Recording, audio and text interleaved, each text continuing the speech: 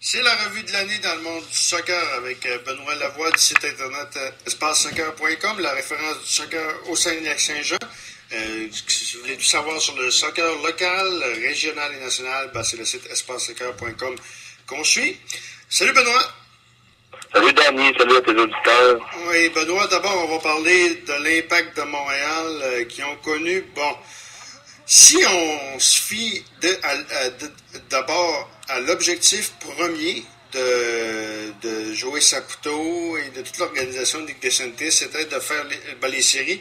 Et ils ont fait à moitié. Puis ils se sont rendus quasiment dans un match ultime contre Houston, un match suicide. Et là, ils se sont fait vraiment déclasser. Mais dans l'ensemble, comment tu as trouvé l'année de l'Impact? Mais dans l'ensemble, je pense qu'on peut dire que l'objectif de départ était bien de faire les séries. Donc, à ce niveau-là, ils ont réussi leur objectif premier, qui était de se rendre dans les séries. Ils ont commencé la saison très fort, comme tu l'as dit, avec un nouvel entraîneur, le Suisse Chalibaume. Après le congédiement le non-réengagement de Jesse Marsh pour la première année. Et on sont allés gagner en début de saison au camp d'entraînement un tournoi en Floride, un genre de tournoi de préparation. Fait que ça les a mis en confiance déjà là. Ils ont remporté ce tournoi-là. Par la suite, la saison a commencé, puis à travers ça, le championnat canadien est arrivé avec ils ont remporté au niveau du Canada. On sait qu'il n'y a pas beaucoup d'équipes encore au niveau national, mais ils ont remporté le championnat-là. Et par la suite, ça a commencé à moins bien aller un petit peu. Après ça, quand la Ligue des champions est arrivée, là, ça est arrivé un petit peu avec le roulement de l'effectif, peut-être la difficulté à faire jouer des joueurs, fait que il y a peut-être eu de la fatigue en fin de saison, je sais pas, est-ce qu'on peut mettre ça sur cet aspect-là. Quand on est arrivé dans les derniers mois de la saison, c'était très difficile. On réussit à faire les séries par la peau des fesses, comme on peut dire. Ouais. Puis après ça, les séries en tant que tel, on mise un objectif pour les séries. C'est quoi qui est plus quand on analyse ça, les séries, c'est un match, c'est deux matchs peut-être. Je pense que la saison devrait être quand même, c'est la saison, selon moi, qui est plus important aussi. La saison normale qui apporte le championnat. Mais là, ils mettent de l'emphase sur le mot série. On dirait qu'on fait un parallèle avec le hockey, là, mais c'est pas ça. Là. En Europe, il n'y en a pas de série dans tous les autres championnats du monde. Dans tous les autres championnats, c'est pas de cette façon-là que ça fonctionne. Alors, là, il y a comme un parallèle avec le hockey. On parle de série, on s'embarque pas dans une série 4 de 7 comme au hockey. C'est un match ou deux, peut-être. Oui, c'est qui? D'abord, c'est qui a fixé cet objectif-là? C'est l'organisation de l'Impact, c'est pas nécessairement les partisans. Non, c'est pas les partisans. C'est l'organisation de l'Impact qui est dans le pro format, on dirait, en parallèle à côté hockey avec le mot série quand on parle des Canadiens avec les séries, on dirait que c'est ça aussi, là. C'est les Canadiens fait pas les séries, on sait que c'est pas la même chose, là. Mais je veux dire, en tout cas. Fait que, à travers ça, on peut mettre quand même une bonne saison générale avec, Divayo. Peut-être la difficulté avec Bernier en fin de saison. Je sais pas comment est-ce que Bernier, ça va se tramer cette année. Moi, selon moi, David Arnaud a parti en fin de saison, a été échangé dans la saison morte, ce qu'on peut dire. Ouais. Alors, qui va devenir le capitaine? Moi, Arnaud, c'est pas un de mes favoris. Est-ce que ça va être Patrice Bernier veut être capitaine et honnêtement, c'est un choix logique. Là. C'est un choix logique, mais dans l'équipe qu'il y a là, je sais pas au niveau du vestiaire comment ça se passe vraiment. Il y a quand même Divayo qui pourrait aussi être capitaine. Souvent, le joueur qui tire l'équipe, qui traîne l'équipe, est souvent nommé capitaine. Maintenant, est-ce que Divayo a ces qualités-là à l'intérieur du vestiaire? Maintenant, il faut le savoir. Mais c'est sûr que Bernier serait un excellent capitaine. Mais Bernier, il faut se rappeler qu'en fin de saison, a eu de la difficulté et n'était pas sur les 11 partants dans les derniers matchs non plus. Est-ce qu'il était blessé? Il revenait d'une blessure. Fait que là, il y a un questionnement aussi. Oui, effectivement. Tu parles de Marco Di Vaio. Quelle saison que Marco Di Vaio a connue avec l'Impact?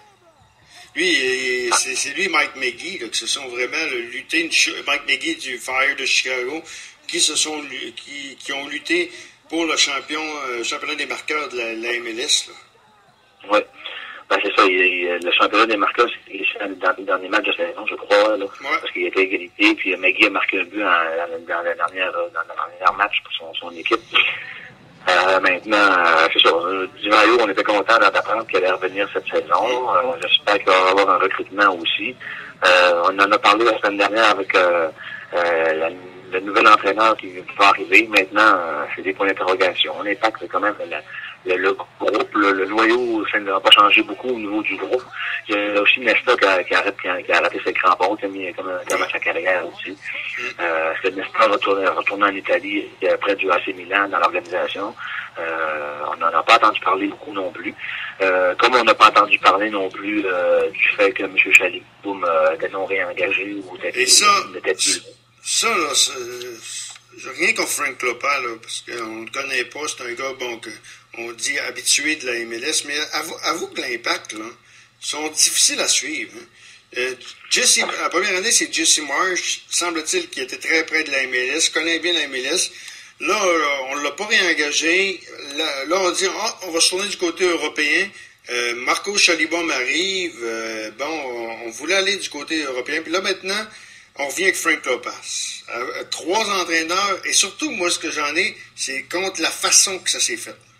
C'est contre ça, la façon de faire, là. La façon de faire contre M. Chalibom, je ne sais pas si l'entente était faite que ça allait se faire comme ça. Il est parti comme... c'est bizarre. Il est retourné dans son pays en Suisse, puis on n'a pas entendu parler, merci, bonsoir. L'organisation, pas un mot. On a vu la conférence de presse à la télé DeSantis qui glisse un petit mot rapide là, qui dit on en a parlé il y a 2-3 jours, ça vient de se décider ça démontre une organisation, je sais pas, c'est un peu une interrogation. Un manque de classe, ça, je suis entièrement d'accord avec toi. Gros manque de classe dans le cas du congédiement de Marco Chalibom et je ne dirais pas contre l'arrivée de Frank Lopez, mais de la façon qu'on a fait avec Chalibom. On va aller du côté européen maintenant. Niveau international, si tu veux. Quoi?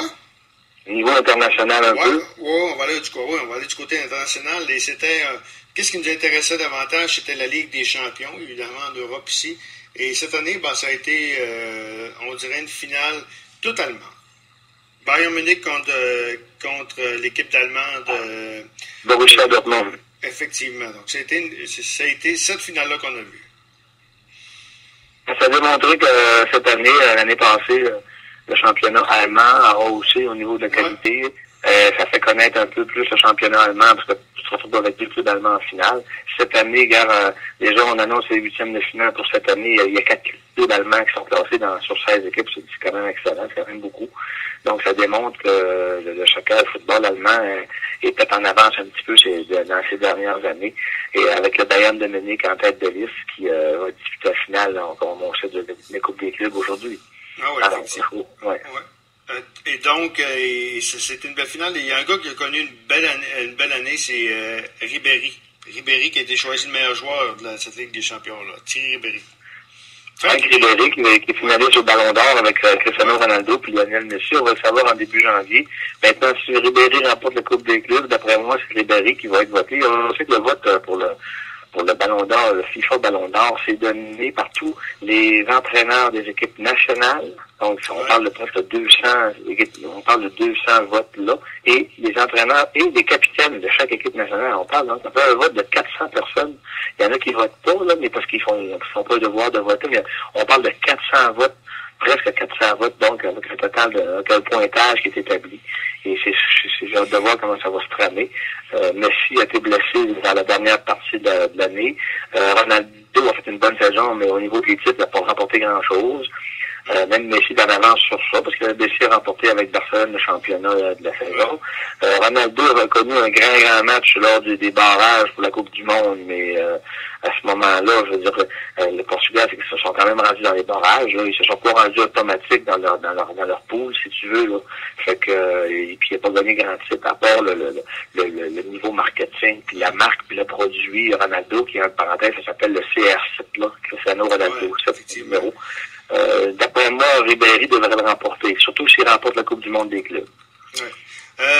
On va parler maintenant de la France. C'était les qualifications de la Coupe du Monde qui a eu lieu tout au long de l'année. Et c'était au mois de novembre, je pense. Oui, c'était ça au mois de novembre. La France qui se sont qualifiés de justesse, et vraiment de justesse. Là. La France de justesse, mais la France est à la recherche de voir à l'intérieur du vestiaire de leaders, un peu comme Ribéry, Benzema qui est au Real Madrid, qui a eu de la difficulté à marquer des buts. La France est à la recherche de trouver un 11 partant Ces 11 partants-là, j'ai comme l'impression qu'ils s'en rapprochent le dernier match contre l'Ukraine, de la victoire de 3-0, le match retour de barrage. Peut-être que là, on a vu Didier Deschamps, l'entraîneur, a comme aligné un 11 partants qui commençait, je pense, ressembler à ce qu'il allait être au Brésil l'été prochain. Alors, c'est sûr que la France a de la difficulté, puis les critiques sont très sévères envers l'équipe de France, surtout dans les médias français. Fait que, d'après moi, selon la dernière performance de l'équipe, là, lors du match de retour contre l'Ukraine, je pense que la France peut quand même être le candidat qui peut causer des surprises, quand même. Ce qui peut sauver la France puis atteindre la ronde des médailles, c'est le tirage qu'il y a eu en décembre, où la France s'est vraiment retrouvée dans une position avantageuse avec la Suisse, avec la Hongrie. Et l'Équateur également qui est là-dedans. Donc, c'est pas vraiment... Ça va aider la France, là, compte tenu, évidemment, oui, des phases préliminaires, la France a été très chanceuse, il y a eu un beau tirage. Alors j'ai l'impression qu'ils ont des bonnes chances. Normalement, s'ils font pas comme en 2010, en Afrique du Sud, normalement devraient avoir ils ont un beau tirage pour au moins se rendre en huitième de finale, puis après ça, espérer peut-être aller plus loin. C'est là qu'on va voir si la France va avoir une bonne chimie au sein du groupe. Là. Le groupe A avec le Brésil, la Croatie. Ça, on va en reparler plus après la pause, évidemment, de ce qui s'attend à la Coupe du Monde. Donc, et en terminant, tu veux parler un petit peu de ce qui s'est passé ici dans la région régionale? Au niveau international, juste avant de terminer le point international, j'aimerais te rappeler la Coupe des Confédérations. Oui, c'est vrai, je me rappelle. La victoire du Brésil 3-0 contre l'Espagne. L'Espagne, on sait que la Coupe des Confédérations, il faut se rappeler, ça, c'est que c'est chaque champion de continent qui a gagné, exemple, en Amérique du Nord, la CONCACAF, c'est la Gold Cup. En Amérique du Sud, c'est la Copa América. Donc, chaque continent a son nom de coupe. Et le pays gagnant, comme l'Euro, le gagnant de la dernière Euro, c'était l'Espagne. Alors, l'Espagne, on sait qu'elle a tout gagné dans les 3 dernières coupes, les 2 Euros de la Coupe du Monde. Alors, ils se sont retrouvés en finale Brésil-Espagne. Et c'est comme une pratique pour le pays haut de la Coupe du Monde un an avant. Et le Brésil a montré que l'année prochaine, ils vont être dangereux en remportant la finale. On va se rappeler 3-0 contre l'Espagne. Et ça a brisé un petit peu le cirque de l'Espagne qui avait remporté l'Euro, qui avait remporté la Coupe du Monde. Et l'Euro, c'est ça, l'Euro, la Coupe du Monde. L'Euro 2008, la Coupe du Monde 2010. Ça. Donc, ça avait brisé un petit peu ce qu'on pourrait dire le cercle. Tu voulais me parler aussi rapidement de la scène régionale, puis après ça, on va aller sur la scène, ce qui s'en vient en 2014. La scène régionale, ce que je voulais dire au niveau régional, moi, de mon côté, avec le site Espace Soccer, j'aimerais féliciter l'équipe du FC Rotterdam en senior division 1 qui ont remporté encore une fois le championnat de la saison. Je pense qu'ils n'ont pas perdu un match depuis un an ou deux, depuis 10 ans, je crois. Il y a un nombre de victoires consécutifs. Et ce qui est intéressant pour eux autres, c'est qu'on dirait qu'ils reçoivent des nouveaux joueurs aussi étrangers qui viennent qui ont des petits travaux à Roberval, dans le secteur Roberval. Il y a des joueurs d'ethnie un peu qui viennent les rejoindre à chaque saison, ce qui permet de renforcer leur équipe, on dirait, à chaque année. Mais là aussi, féliciter les clubs du Haut-du-Lac, Saint-Prime, Roberval, Dolbeau, Saint-Félicien, qui depuis 2-3 ans, le membership soccer se développe beaucoup dans le Haut-du-Lac. Et je sais que dans la région, tu as des clubs d'Alma, Chicoutimi-Jonquière qui sont installés depuis déjà une dizaine d'années. Et le membership est bon, ça développe beaucoup. Mais le Haut-du-Lac, depuis 2-3 ans, ça bouge beaucoup. Puis, le dernier point au niveau régional, t'as le directeur technique du club d'Allemagne, Guillaume Coteris, qui est un Français, qui était ici dans les 3 dernières années, qui nous a quittés, qui est retourné en France. Alors, le club d'Allemagne est à la recherche d'un nouveau directeur technique qui va s'annoncer. Cette personne-là s'occupe de tous les entraînements, de la vision un peu du développement du club. On sait qu'on en a 3 dans la région, Chicoutimi, Jonquière et Alma. J'espère que le Haut-du-Lac va réussir à avoir un club qui va permettre un engagement. Ça, c'est en lien avec la Fédération québécoise de soccer, d'avoir un directeur technique aussi dans le Haut-du-Lac qui permettrait à développer au niveau de la qualité, là, au niveau compétitif un peu. Puis le dernier point, c'est plus un souhait. On peut en parler tout à l'heure un peu. C'est un souhait pour les prochaines années, d'avoir que la région puisse un jour avoir son stade couvert dans la famille région. Pour le développement du soccer dans la région, ce serait très bon. Maintenant, on va faire une pause. Et après la pause, on va parler de la Coupe du Monde de soccer 2014. On va parler de ce qui s'en vient. Il y a une compétition aussi, je pense, pour le U20 au Canada en 2014. Vous êtes à l'écoute de la rétrospective dans le monde du soccer avec Benoît Lavoie du site internet espacesoccer.com.